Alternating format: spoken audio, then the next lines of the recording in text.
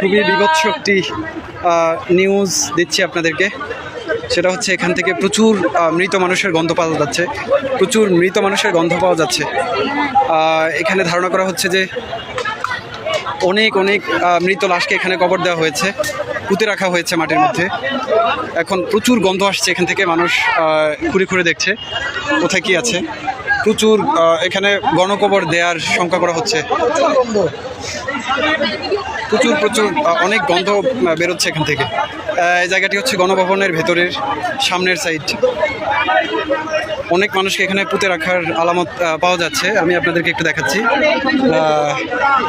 এখানে যে নতুন চিহ্ন দেখা যাচ্ছে, চিহ্ন দেখা যাচ্ছে যে এখানে গণকবরের চিহ্ন পাওয়া যাচ্ছে গণভবনের ভেতরে।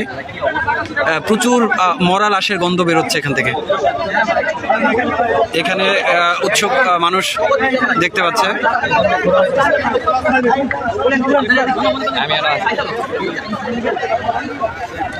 অনেক লাশের গন্ধ বেরোচ্ছে এখান থেকে।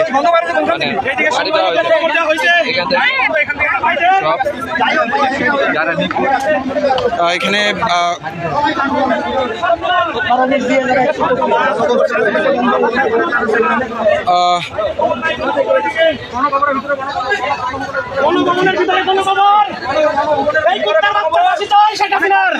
ভাই এখানে আপনি কি কি শঙ্কা করছেন?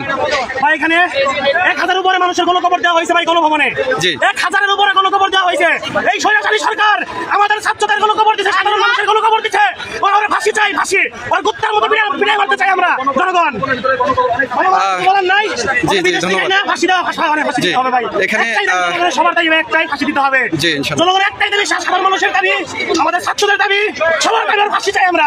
আমরা আর কিছু চাই না, ফাঁসি চাই। ফাঁসি চাই, ফাঁসি চাই, ফাঁসি চাই। এই মুহূর্তে এখানে মানুষ ক্ষোভে ফেটে পড়ার মতো অবস্থা।